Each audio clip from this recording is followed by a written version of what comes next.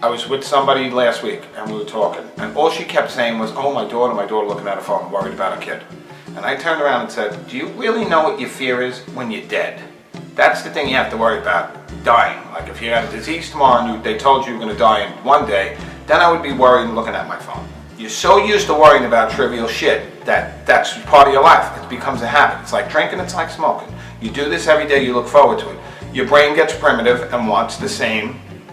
Endorphins go. If you need drama in your life, you need to be aggravated in your life. I know people that live just to be aggravated. They're just not happy. The happiest thing in the world to me, the most happiest thing, is when my kid hugs me. Figure that out. It's simple, right? When she just out of nowhere comes over to me and looks at me and gives me a hug. Doesn't say anything, just hugs me. The happiest moment.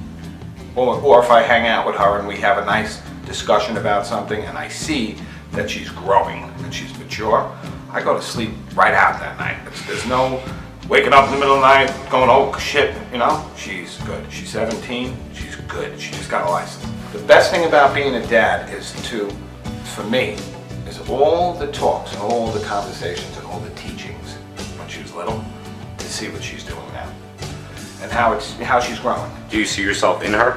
Oh, totally. What do you see?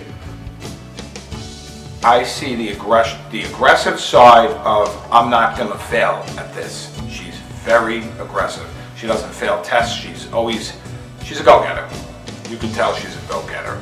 And she'll probably have 20 projects like myself when she gets home. I have a saying, and even though kids are 17, they still can't wipe their own ass at 17. Not today.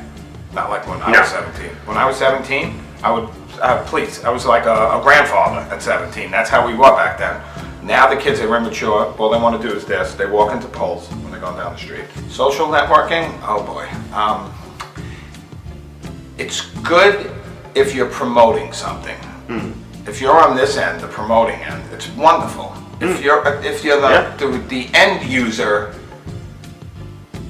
it can create problems. And I always said this from day one. I knew there was going to be problems, especially with the younger generation being given a powerful tool and how they use it. There are no filters on it. You could lie that you're 14, you could be 12. Parents have to watch everything their kids do. And remember, you're 13, 14, or 15. You're going to say whatever you want to say. There's nothing. It's just like blah, whatever. Yeah. Take pictures of yourself. My friends' kids have pictures of themselves. They're young. I call them up and I'm like, "Guys, you're not looking at what your kid's doing." My daughter went through the phase of this, this. Exactly. And I went to the house and I said, "The computer will be wrapped around your neck with the cord and I'll throw it out the window. You're not doing this, You're not doing this. What are you, crazy? You're not doing this at all." Right. Then one night I see a chat on the computer. "Hi, how are you?" She must have thought she knew the person. It was a guy in Hawaii, a grown CEO of a company in Hawaii, trying to get her to, I made her lie that she was 16 and that her parents were fighting in the next room and she didn't know what to do. So he asked her for naked pictures. So I called the cyber squad and the FBI went to Hawaii. Good. Because he flat out said, "I want naked pictures of you." And I said, "But I'm underage." And he said, "But I don't care." I still think it's like anything else. It's like giving matches to a baby. They're going to burn the house now. That's social networking with kids. Even with the adults.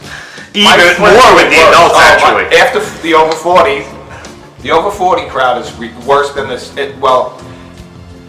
I think the 28 to 40s are normal on Facebook, and the 17 to 28 are nuts, and the 40 and over are just like the 17-year-olds.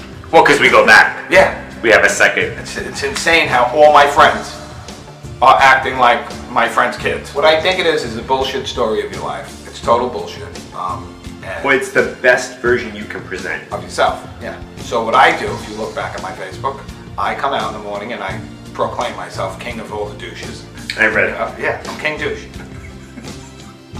I'm the king of the douches. But is that tongue-in-cheek or is that real? You don't, you know what it is? Lighten up. That's what it's about. Yeah. Let's lighten up. I'm the king of the douches today. Tomorrow I'll go for the Olympics of tanning. I don't really care. You know what I'm saying?